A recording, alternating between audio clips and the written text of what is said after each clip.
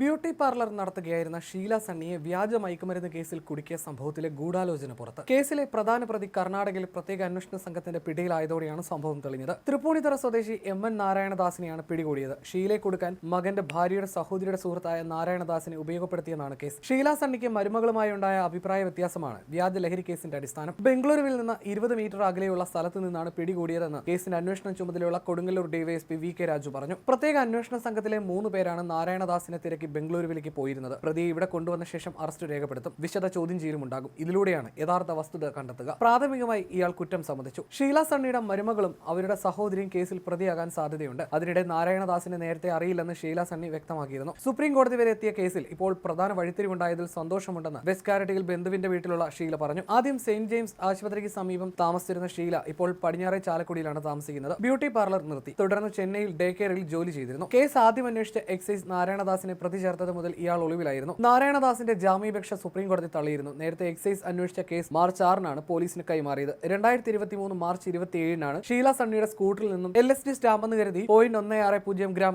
വ്യാജ ലഹരി മരുന്ന് പിടികൂടിയത്.